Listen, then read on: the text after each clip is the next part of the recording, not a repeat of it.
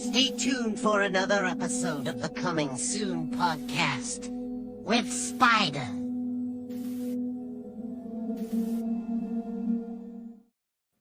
Hello, everybody. Spider here once again. Coming Soon podcast coming to you from San Antonio, Texas, with my guest, Master Daniel Pesina, my man. And I gotta say, Master, I do come from martial arts, so I gotta give you that respect.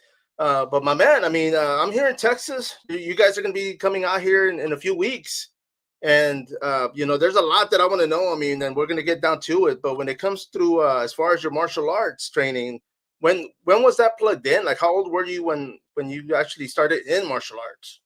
I started martial arts like when I was 9 or 10 years old, back in I think it was like November of 1968 or something like that.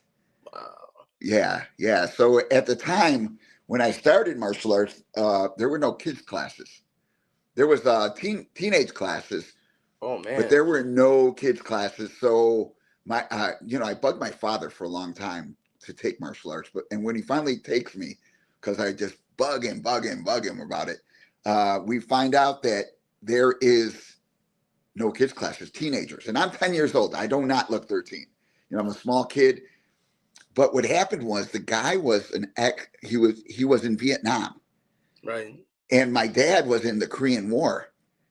Oh man! And it winds up that they were not only the same branch, but basically the same company. But years later, naturally, my dad was like, he looked at the guy's wall, and he had all the certificates and stuff on there. And then one was from the Army, and he was like, he looked at it and he's like, "You're in the Army?" Yeah. He was like, I forget what it was, but anyway, he was like, he was like, I was in the Army during the Korean War. And he goes, "That's my division." And then all of a sudden, him and my dad were like talking. And he was like, I'll take your son. He's just like, I know he's underage, but I'll take your son and let's see how he does. Wow, man. Yeah. Well, that's a pretty cool story, man. Because what are the chances? Yeah. That's amazing. Yeah, meant to be. No, for sure. And let me ask you, because martial arts. People think, okay, you know what? First of all, self-defense. So I gotta ask. Did you have bullies growing up? Was that the reason why you started martial arts? You know what? When I was growing up, I have 2 older brothers, and my oldest brother, Ruben, is a badass. So he just would brawl all the time. Not because of a good situation, because, when my parents finally got to buy a house, they couldn't buy a house for a long time. When they finally got to buy a house, and this is way back in there, they couldn't buy the house because they were Hispanic, both Mexicans. Yeah. And so they didn't want them in the neighborhood that they wanted to buy the house in. Right. But the woman who was selling the house, her husband recently passed away, and she didn't want the memories. Oh, wow. So she just told my dad, I'll finance you. You just make monthly payments to me, and we'll get my lawyer to write everything up, and then we will buy the house. Yeah. You'll own the house. And as long as you make payments, we won't have any problem. So that's what we did, but we were the only Hispanic people in this neighborhood, and it was rough for my 2 older brothers. Yeah. They don't look like me. They're very they look like my darker side of my family. So so that growing up, I would never get picked on, but they're older brothers. So when we would race, they would always win. Yeah. If we're doing something wrestling, they could always pin me because they're older, Right. So you're older, you're stronger, you know more stuff. So I always get picked on. So I wanted to learn martial arts so that way I'd be like, you know what? I could finally beat them at something, because with martial arts, the little guy can always beat the big guy with martial arts. So that's why I took martial arts, even though I never did martial arts against my brothers. Oh, wow. Okay. Yeah. And I gotta say, because for myself, I started, I used to box like a middle school. It didn't go nowhere, but I would go to the boxing gym a little bit of the high school years, but I didn't start training in Brazilian Jiu-Jitsu till I was like 24, I believe. I was a bit older. There was guys that were younger that had been doing it for a while, so of course, I wasn't that much older, but they have more experience. But yeah, it kind of I always tell people, like, when me growing up, I went through, after high school, I did a lot of hard labor jobs, man. I was a bricklayer. We used to throw Wow. cement. We used to throw, and I told people, man, like when we used to set up scaffolds and we used to have to walk in a 2x8 with a wheelbarrow full of cement or bricks. My balance was great, man. Like I used to have to hold my balance up there. And so when I got into Brazilian Jiu-Jitsu or Valetudo, what it was called back then, um, my balance was good. I noticed that my core was strong. I mean, I always had that upper body strength because of it, and it helped. But I enjoyed it, man. I did it because I wanted to personally, I wanted to learn how to fight. But ironically, it took me away from that. My mentality changed once I started training because now I was busy. I was training all the time. Teammates were competing, so I was going on competitions on the weekend. And for the most part, it did save my life in a lot of ways. Yeah, I agree. Again, went into for that purpose, and it just always kept me out of trouble. Oh yeah. Doing that. And at the time I took it, like it was like in like I didn't get to a taste of jiu-jitsu until I was about 12. They wouldn't let the teams any of the team members could not take any jiu-jitsu until they had a green belt in judo. Yeah. Wow. So yeah, so if you were an adult, you could take jiu-jitsu classes no matter what. But any of the other kids, they wanted them to be a little bit more, know a little bit more about martial arts and build up strength and things like that. So, and at the time when I took martial arts, we're talking about age, because I was not an adult. I was not 18. I could not be a black belt. Right. So they were like, "Oh, you can't even pay for your own lessons. So how can you be a black belt?" So when I finally reached black belt, I would wear brown with red stripe belt, signifying I technically I knew everything that represented a black belt, but because I wasn't a man, I could not be a black belt. You see, there's a lot to that even now, because I know when it comes to Brazilian Jiu-Jitsu, I mean, you keep that kid's belt. I mean, kids progress a lot fast. I mean, there's some young kids out there that can whoop me any day, because they're that good. But at the same time, they don't get their blue belt. They can't do that till they start getting that age, and then they start. They can start them from I guess the adult belt division.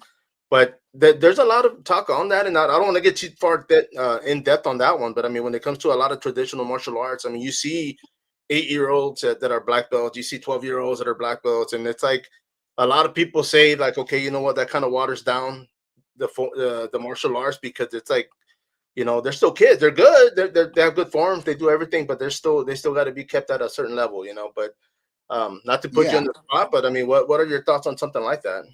I would have to agree, because the martial arts are for fighting.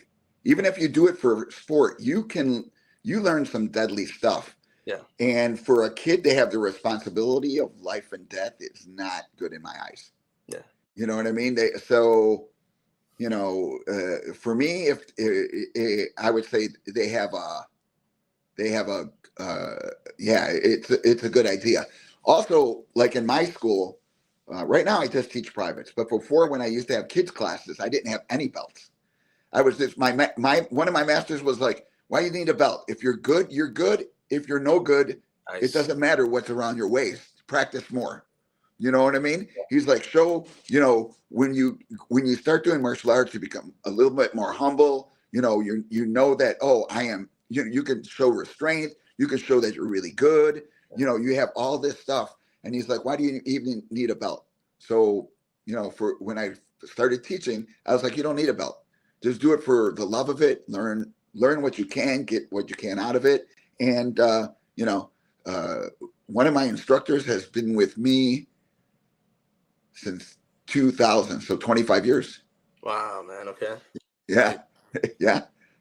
You see, and I mean, of course, throughout the years, I got to ask you, I mean, what styles of martial arts did you study under? I started with judo, Shotokan jiu-jitsu, and Shotokan karate. Okay. So, yeah, I started with that. And then in 74, 75, I started learning Kung Fu from Wei Lun Choi, who is a grandmaster of Luho Bafa. Grandmaster means he's the lineage holder. He holds the lineage from that. Right. So a lot of people use Grandmaster in a different way, but in Kung Fu, there's only two ways you can be a Grandmaster: because you inherit it from your family, Right. or because you produce another person who is a master level. Right. So yeah. So this guy also, Dan Asano from Kali, he took lessons from this guy. Nice, man. Yeah, this guy was pretty tough. And of course, I mean, when you started doing all this, I mean, I know, I mean, you stayed busy. I mean, I'm sure you were training, like, I mean, as a kid, how many days were you training, and how much did that change as you got older? As a kid, I was training 5 days a week, and then as I got older, I trained like 6 days a week, 7 days a week. Naturally, at a slower pace. But you know what? It's self-discovery. You know, if you get stuff and you go deep in, you can really get, like, you know, trim your techniques and learn how to be more efficient with things, and kind of, you know, even when you're teaching, you discover stuff that you didn't discover before. So, you know, I've been doing it for, Jesus, you know, over 50 years. And I'm still discovering stuff. Oh yeah, yeah. You never stop learning. I mean, that's the thing. Yeah. You know, people assume you're a black belt. Okay, well, they know everything. It's like, no, man, it changes. You know, there's things that, and I'll say this from my own personal, but I mean, when I was actually a purple belt, I was teaching beginners. I was doing class like on Saturdays, and there was things when I would see the class, I'd be teaching a move, and I would see, I guess from that perspective, I was like, man, I've never seen that. I've never saw that opening. I've never seen that hook. I'm like, so I started learning more. I was like, dude, I can, if I'm here, I know there's a gap. I can, you know, put a hook in, but yeah, you know, I mean, the same thing with seminars. You know, I used to go to seminars, and I mean, out of the whole class, I would like pick up two or three techniques that I hadn't seen, details, should I say. I would pick up details, and I'm like, man, like I had never noticed the arms right there, you know, and it's just it's eye-opening, because you don't, you know, I'm not saying I knew everything, but I mean, I kept learning, but at the same time, I was learning from other people that were, you know, starting off, and I mean, just different coming from different sports or different, you know, martial arts, and it's a great thing. I mean, it's ongoing. You know, I know a lot of the a lot of locals here, you know, when I started, now they have like their own gyms, and they're teaching, and it's a great thing, man. Proud of them. Yeah, if you have good enough basics and start teaching, you can learn so much more, you know, providing you again, you have somebody to ask questions to. Right. You know, a lot of people are like, oh, you know, I could get my black belt in 2 years, but really, you don't really start getting good until 8 years. Because for me, I always use like a guitar player. If you've been playing guitar for 4 years, you can't be Jimi Hendrix. You know what I mean? That guy he was playing guitar, getting kicked out of apartments for playing guitar when he was a kid. So, you know, it takes a long time to get that skill. So I'm like, so when you do it, martial arts is the same way. It's an art, because it is an art like that. You know, if you start drawing, you can't draw for 2 years and think you're going to draw, you know, get a job drawing a comic book. No, you're going to have to draw, you know, a long time before you finally get that skill to other people recognize, like, oh yeah, you are above normal. You're above the grade. Yeah, so it takes a while. No, yeah, definitely different levels. You know, I mean, you mentioned earlier, you know, when it comes to martial arts, I mean, it being for self-defense, of course, but I mean, when it comes to fighting, I mean, there's different levels even for that. Earlier, you mentioned that you didn't do belts, so what were you doing to signify? I mean, were you guys doing T-shirts, or was it just come train every day and keep learning type attitude? It was you would train every day, but the levels, like, people would be confident and be like, hey, making corrections, helping out in classes, making corrections, and then being able to do things that when the other person tried to do it, they're like, whoa, I can't do that. And then be like, oh yeah, take your time, do it like this, give you tips. And so eventually there was just a hierarchy, because people would know, oh, if I ask this guy a question or ask this woman a question, I'm going to get a good answer. And then I did have a couple of brawlers who were like, I'm not going to ask that guy. He's just more of a brawler guy. You know what I mean? He's cool to move around with a little bit, but, you know, he's got a different kind of view of the martial arts than I would like, you know. No, for sure. And I mean, it's the same in a lot of, when it comes to sports and martial arts. I mean, when we first started off, I mean, we had we had some younger guys that were from football, so they were aggressive as hell, so they were Yeah, all about power, muscle, and for us, it's like, okay, you know what? We used to take our time. Um, we used to control before submission, so we used to yeah, actually control the body, let them get tired, and then we start doing our work, But yeah, well, for me, I enjoyed it because it did give me different aspects. I mean, we used to get.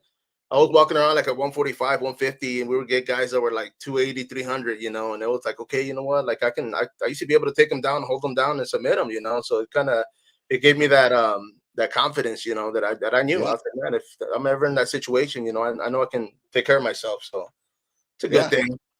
It But is. It is really a good thing, and it's a lot of people are like, oh, it doesn't work or anything like that. It works. oh It yeah, works. When I was in high school, I didn't do any sports because I was just doing judo, a little bit jujitsu and karate all the time. And then a football player asked me, and I kind of knew the guy. We would joke around. He's like, you know what? That won't work. If I'm really charging you, that would work. And I was like, no, it'll work. Let me see. So he charged me, and I threw him. yeah. You know what I mean? I threw him on the ground, and he was like, "Holy cow, it works!" But then the wrestling coach saw that, and he's like, "Come on the wrestling team."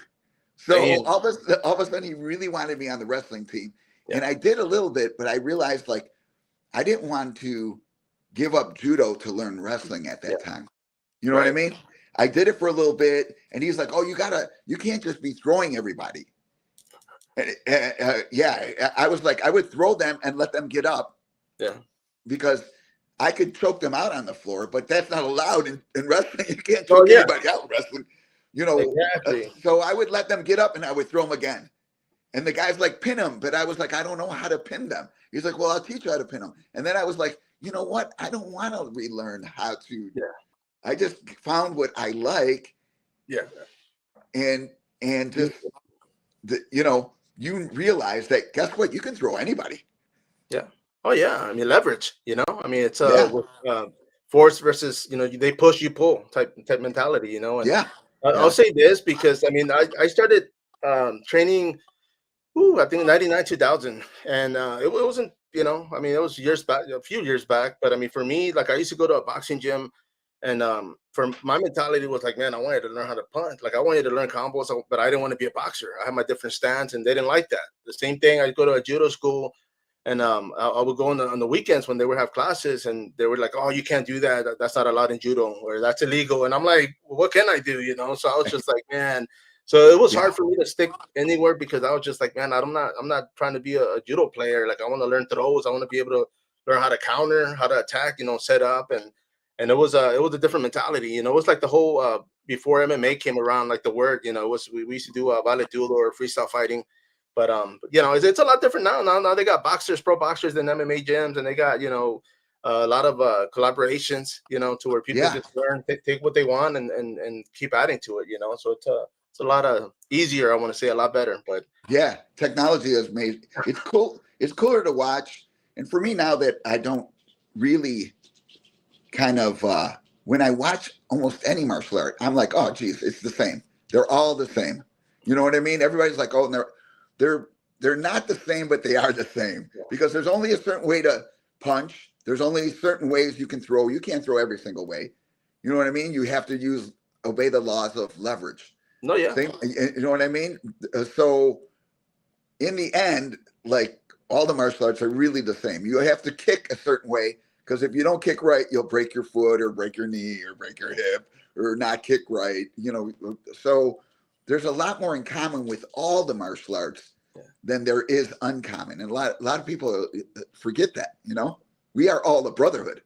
no, yeah, it's a martial arts. It's like, I Yeah, mean, it falls under the same banner. And let me say this because for me, I used to always tell people like an arm bar is an arm bar is an arm bar, and for me, it was basically it's the same arm bar. You still got to hyperextend the elbow, and yeah, it's the setup that changes. It's the preparation, how you go about getting that arm, because it's like right. But yeah, it's just, I mean, the defense changes, but it's just, I mean, and this is just for me as far as Brazilian Jiu-Jitsu, the whole ground game was my forte. That's what I enjoyed. But I mean, when it came to striking, like you said, there's kicks, there's front kicks, there's side kicks. I mean, there's different setups, but the kicks still got to be delivered the same way.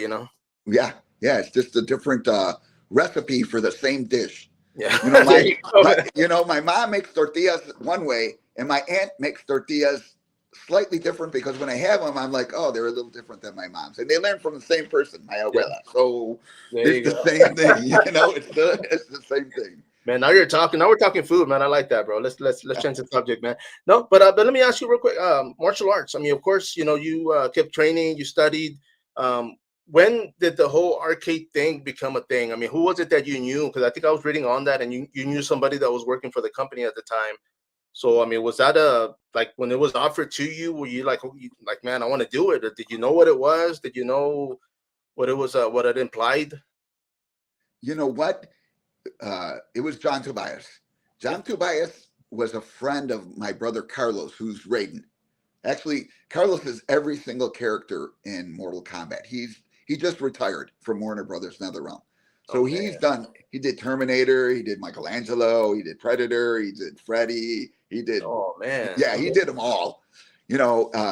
And really briefly, every fatality that you perform on something, my brother made sure that he was the one taking the fatality. So he can say any fatality in Mortal Kombat, from I think 5 onward is him. Oh wow! So, yeah, so it's like he was lead artist and head of their motion capture studio. But anyway, getting back to the story. So John was a friend of Carlos, and then I hung out sometimes with John, because I was a geek. My older brother introduced us to comics. Yeah, and so sure, I was a martial artist, but I was like a geek collecting comics and things like that. So my brother used to draw at my parents' kitchen table with John and another friend, Andrew Kondolka, who helped John drew the first Mortal Kombat comic book. And so anyway, I get a call from John. I just did some stunt work for Teenage Mutant Ninja Turtles, and I get a call from John. He's like, "Hey, congratulations for doing stunts." He's like, "Remember when we were kids and we wanted to do kung fu movies?" And I was like, "Yeah." He's like, "Well, I work for a company that makes video games, and I have an idea for a video game. Would you help me create this?" And I was like, "That sounds cool." He's like, "I can't pay you a lot because it's going to be, real limited edition. We're going to do like 200 arcade cabinets if they take the offer." And I was like, "Okay, what do we got to do?" And he's like, "We got to put a proof of concept, a package together. Later on, the term is proof of concept." Right. So John, myself, my brother Carlos, and our friend Rich DeVizio, who played Kano and Braca, Cobal, Quan Chi, we all got together, and John drew some sketches, and then I choreographed some fight scenes, and I did some fight sets and martial art moves, and we put this package together, and we presented it to Midway Games. Yeah. And then Midway Games liked the concept, and they sent their representative to meet us. Right. So their representative was Ed Boon. Damn. So Ed meets with us. We have this package. When we're getting ready to meet with Ed, John is like, "What? We got to get some good ideas. What idea do you want to put in this game?" And I was like, "Let's take the Japanese ninjas that you have drawn, and let's do the Lin Kuei, Chinese ninjas." And John is like, "What is that?"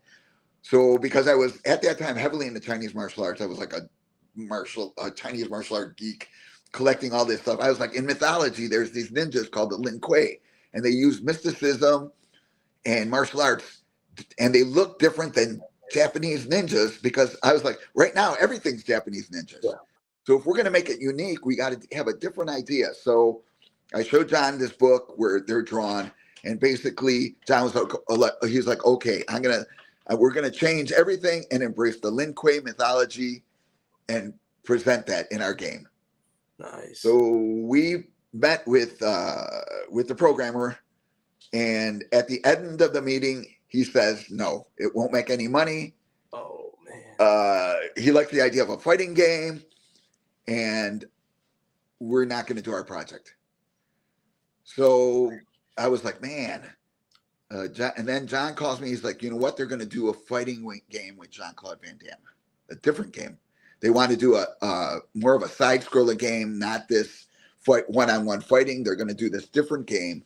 And I was like, John, make sure you don't use the Lin Kuei for any of it because it's my idea. I don't think it should be any game. He's like, yeah, we won't use that idea because, you know, it's cool. And then about 2 months later, I get a call from John. Everything fell through. Jean-Claude Van Damme wants money for the game, and they don't want to give him any. They just want to give him points. And so he's like, they're going to let us create our game. So what are you going to do? I was like, what do you want to do? He's like, come in tomorrow and let's start creating our game. Damn. So I came in to it. The first thing we did was try to find a space to create the game because there was no green screen or anything like that. We just walked around in the storage room and found a flat wall, and we cleared out everything from around this storage space. And then we used desk lamps to light a section. And then nobody really had any faith in the game because they wouldn't even let us use the studio camera. We had to use John Tobias's father's camera to create the first Mortal Kombat because this game was so low level that no, it's not going to get anything. So John puts me in front of a camera and he says, do something cool. And then so we filmed for 10 hours for 3 days straight, trying to figure out how to create Mortal Kombat. Damn. So after that, John was like, okay, he's like, I got to report in to everybody. They need to see that we're working on the game. Otherwise, they're going to cut the project because this is not nobody in the company thought this game was going to be good. Just John and I. So, he showed the video around and they gave the go ahead. Okay. He's like, we got the go ahead. Let's shoot some more and try to figure out the rest of the general idea of how to create this video game. So we worked on the game for another maybe 7 or 8 days, 10-hour days until we had a plan. And then we invited Ed in to take a look at what we had. What did he like when he saw it? Did you know that he liked it, or what did he say? No, because at the beginning he really didn't have. His job was to take a look at the techniques and make sure that we can put them in the game. He explained to me there's hitboxes. So the way you throw your uppercut in real life, we can't use because your foot hits the reaction button and they start reacting before you throw the punch. So we already had a big uppercut. It's from a certain style. There's a certain style I do that's called Fanzatuan, tumbling boxing. Right. And that's very common in that style, that type of uppercuts that's in the game. So all of a sudden, he's like, you got to extend it, So all of a sudden we're making all the adjustments. And it's like, okay, make your adjustments. And when you guys are ready, call me again. And so we worked on the game for another 2 weeks, 3 weeks. So really, it was just very experimental for about 5 weeks, But during that time, we came up with some really cool ideas. When we were pitching the game, we wanted X-rays. We wanted to embrace more fatalities, like an anime. Yeah. So Japanese anime, because they had blood in it.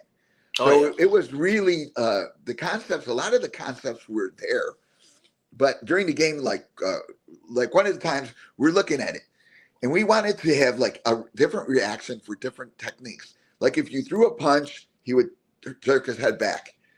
If you hit the punch button longer and threw the punch, it would hit harder. Yeah. And then we dude back. And then he's like, how do you get knocked out? And so, we did flips knocking back. And he's like, how would you get knocked out standing up? Oh man. Okay. And then I was just like, like this. So we're looking at it, and then John looks at me. He's like, is there something missing? I go, yeah, there's this game cannot end like that, where you're just kind of going like this, or when if the guy hits you and you're on the floor, he's already hit you and you're on the floor and you get up. That's not really, can't be the end of the game. Right. And then he was just like, yeah, we got to figure out a finishing move. We have to figure out a way to finish them. He was like, how would you finish him? And that was that's how John and I created the first fatality. Dude, that's nice. I like that. Yeah.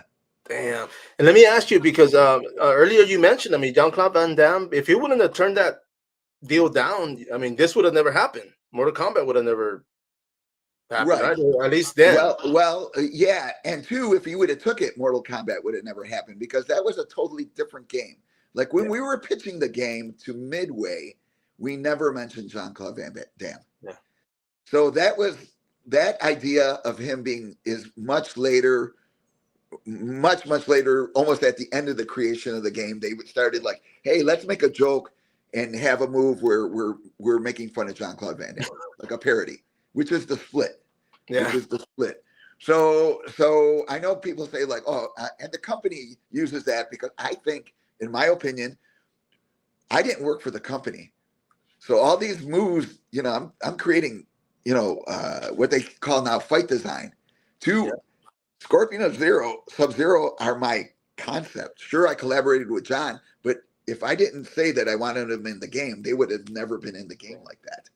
Yeah. So that IP is technically mine. And I think that later on, all this other stuff is just to kind of keep the money. Oh, yeah. Yeah. Because two, I didn't get paid for the first 6 weeks of creating Mortal Kombat. They never gave me a cent. Damn.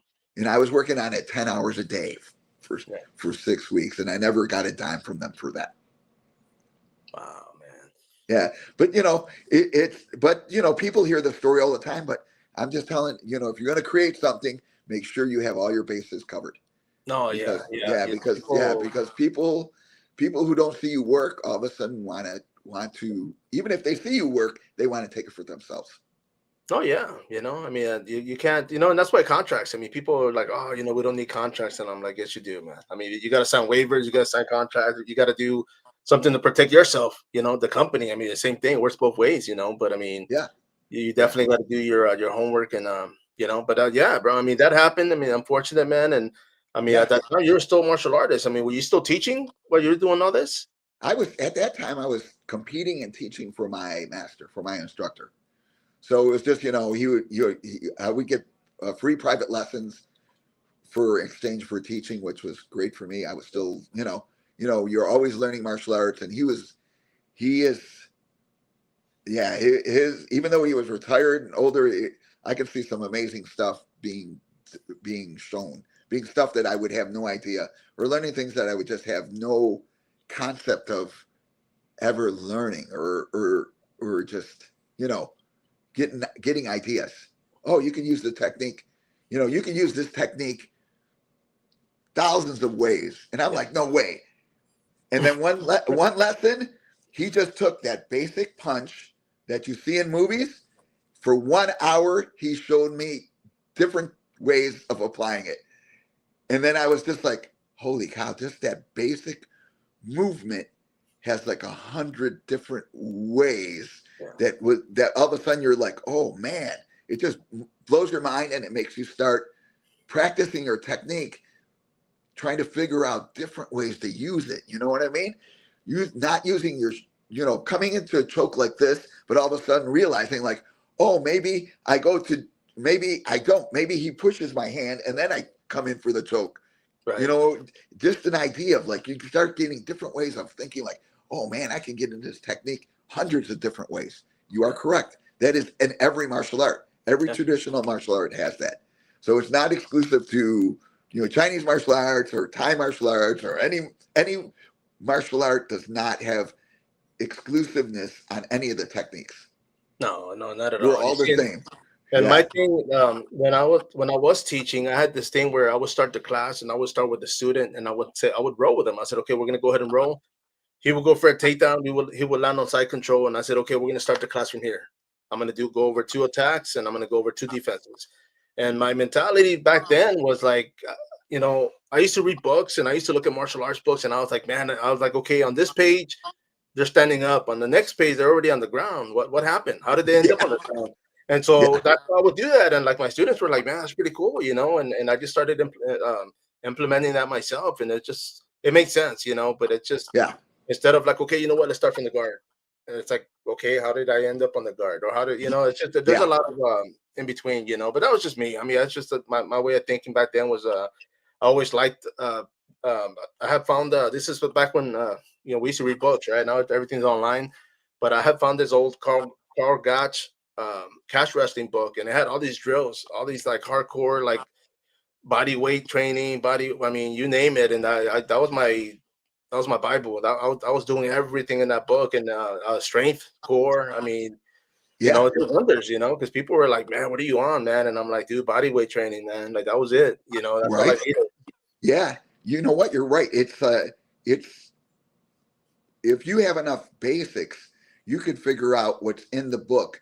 But if you didn't have those basics and you tried to learn from the book, people who knew what they were doing would know you learned from a book.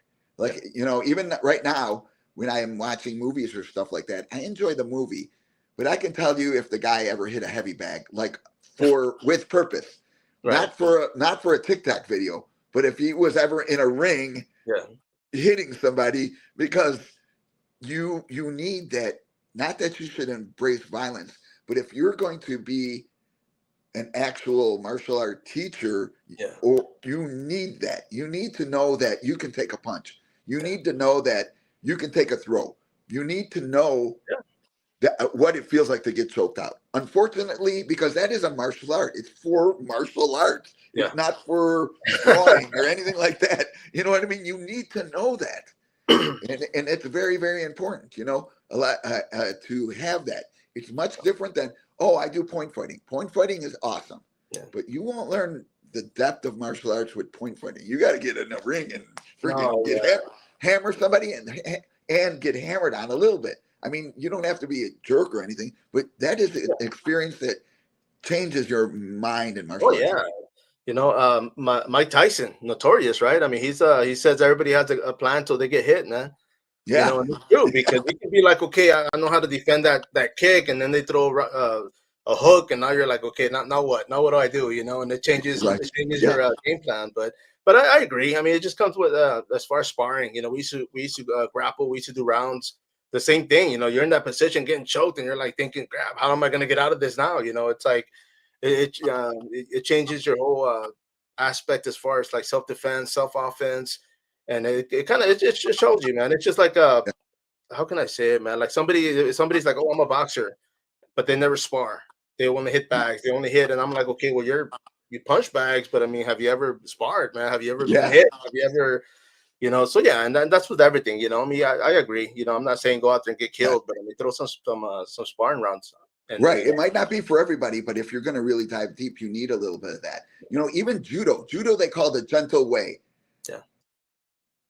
Bro, I don't have any idea why they have that concept, because I've had some little guys throw me into the ground, and I just wanted to cry. But I also learned that, you know what I mean? I get hit and I'm on the ground, but even though they knocked all the air out of me, I'm covering. Yeah. I don't want them to start rolling on me and choke me out, or you know what I mean, or get me in an armbar. So you realize, like, even though you're getting thrown on the ground and hitting with high impact, the human body can take it. It's it can take a lot of things that people are like, 8 pounds of pressure can break a bone. Yeah, but not really, because our body is designed to take more than that. If you have the mind, you need the mind. Let me say this: like when I used to roll, I used to go till I know I couldn't go no more. Like if they had my arm, I would go, and then I would tap.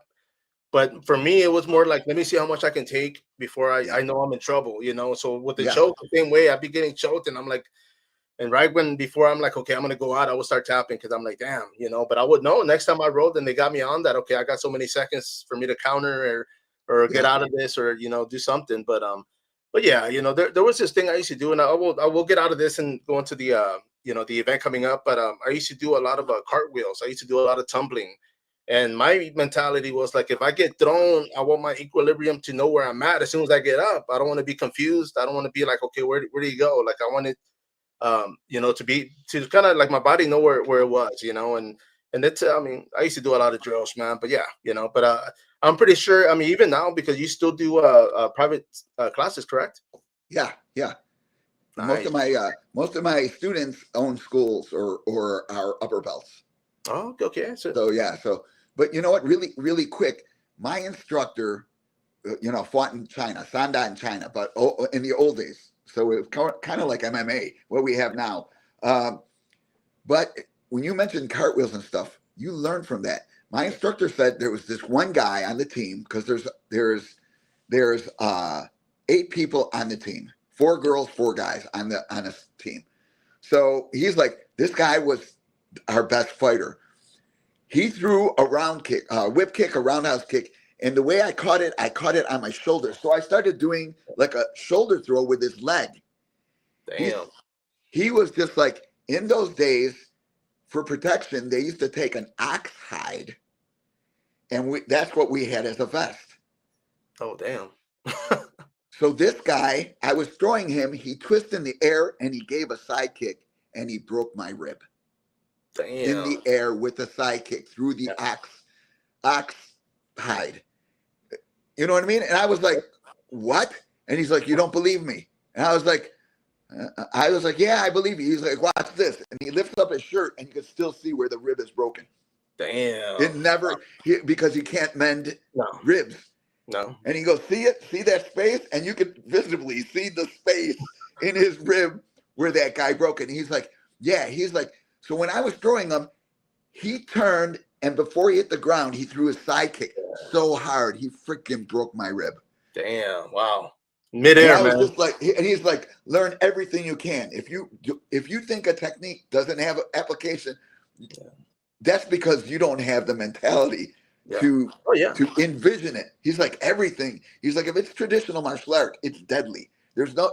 He's like, back in the day, people died from not having good martial arts. So if you see anything traditional, don't put it down. Try to figure out how they used it or what is the real use for it. No, for sure. I agree 100%, man. I mean, there's so much stuff out there that it's like, I mean, for us, it was more like use what we can, and like the whole Bruce Lee mentality. It's just like keep getting different moves, different techniques. But yes, man. But of course, brings it down to you coming here to San Antonio, man. I mean, have you ever been to San Antonio? Let me ask you that.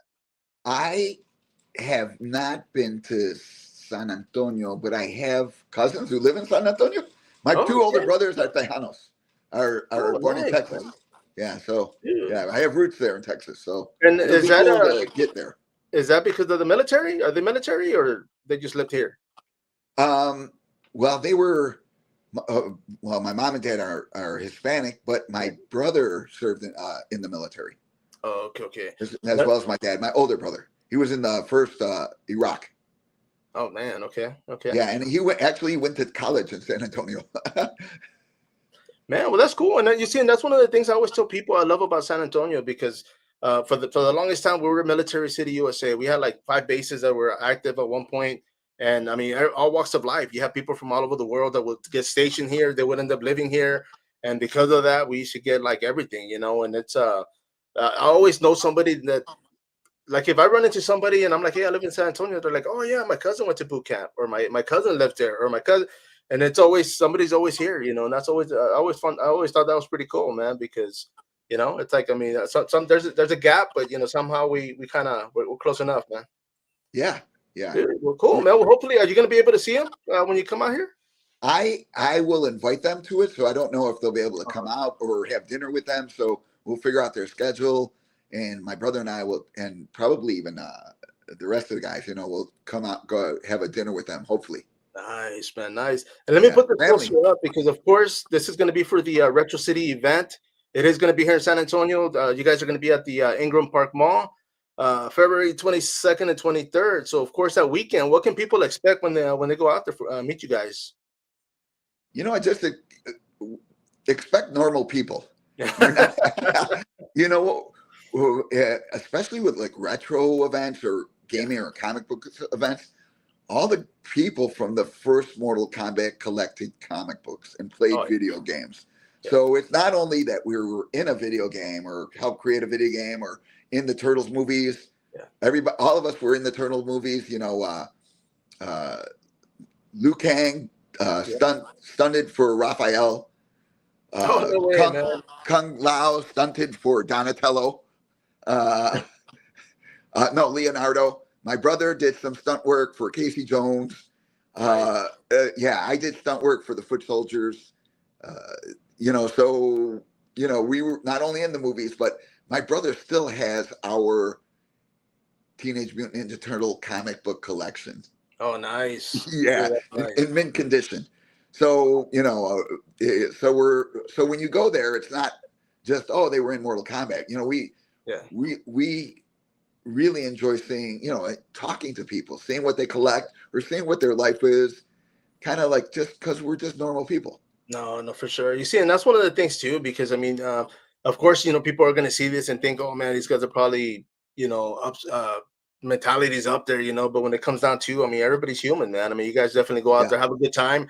I looked at your page, I mean, hanging out with the fans. I mean, you know, you guys are always smiling and laughing, and you can tell you have a good time, man. So of course, you know, people that go out there, I mean, they'll be able to do the whole photo, get autographs. I mean, what let me ask you this. What's the wildest thing that somebody's taken to you for you to sign? I've signed a boob before. Oh, nice. And the guy was like, "Hey, will you sign my wife's boob?" And I was like, "What?" And she was like, "No, and she had a Mortal Kombat tattoo of Scorpion." Oh, nice. So she underneath it, she wanted me to write with a Sharpie because she was going to have it filled in later. Tattoo. I was like, "Is that okay?" He's like, "Dude, I'd be honored." She goes, and she'd be honored because she's a Scorpion fan. That's how we met, playing video games. So I've done that, or yeah. So that's kind of weird. Not weird, but yeah, man. I know. You know, I've seen that happen where people get autographs and then they go get them tattooed, and I'm like, man, that's hardcore, man. I mean, that's, you know, that's a lot. And of course, at the event, we're gonna have these guys. They just dropped the message. San Antonio Nerd Coalition. They're gonna be out there doing the Mortal Kombat tournament upstairs. So of course, that's gonna be going on. I mean, you guys are gonna be downstairs, hanging out with the fans, hanging out with the vendors. You know, the vendors out there, man, they always bring it. They bring tons of custom items. I mean, you know, a lot of great stuff. I can only imagine what we're going to see out there, because I'll be out there as well. Yeah, it's going to be fun. No, and who else is going to be out here with you guys? I mean, it's going to be you and your brother? Yeah, me and my brother Carlos, Hosang, who is Liu Kang and Raphael, Tony Marquez, Kung Lao, and he's one more character. I always forget the name because he never mentions it, but he's a different character. Yeah. And then Liz, the original Sonya. Nice, man. So it's going to be the whole crew. That's cool, man. Yeah. The only one. Let me ask you, having been in the game, I mean, you guys created this. How good did you get playing the game? I suck. My brother is pretty good. When he warms up on the arcade, not on the console, because he used to test the games. When he warms up and he gets on the arcade, he's really, really good too. Yeah, go back. You know, sometimes he's polite and lets people win, but when he doesn't want you to win, he can not. I've seen him. I've seen him being like, "Hey, I was the champion Mortal Kombat guy of 1995. Okay, let's play." And my brother will beat him. Damn, yeah, hardcore, man. And Hosang, Liu Kang, he plays Liu Kang, and you have to be really good to beat him.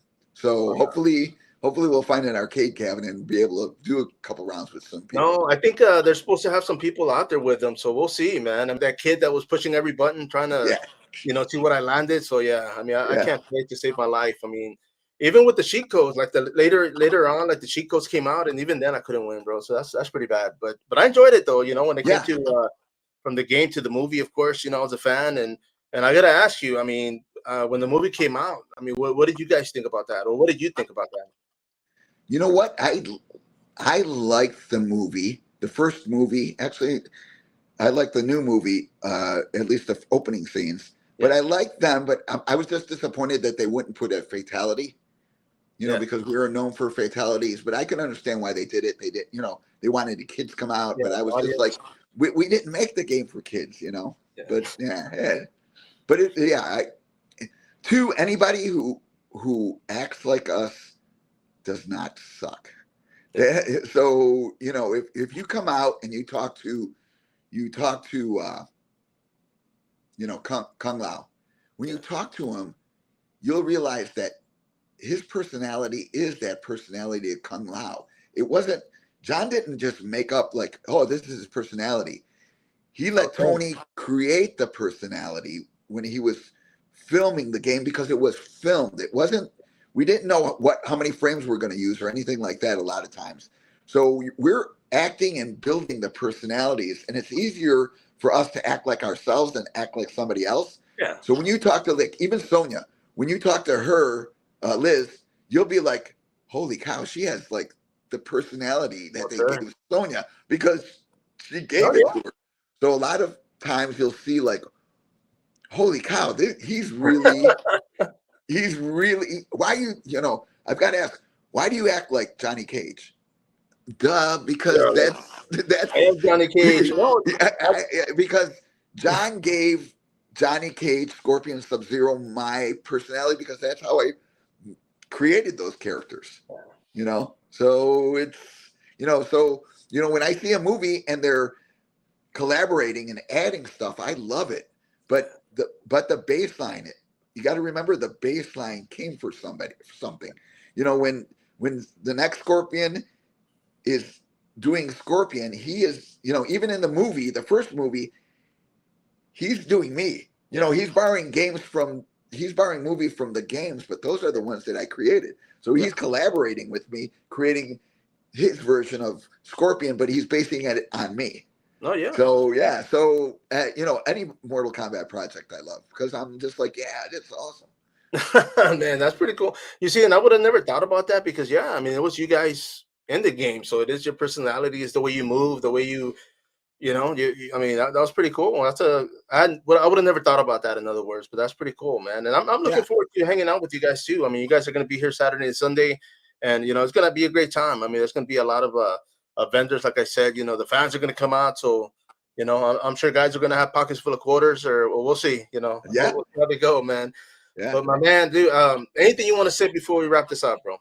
Yeah, you know what? Just hopefully we'll come out and hang out with us.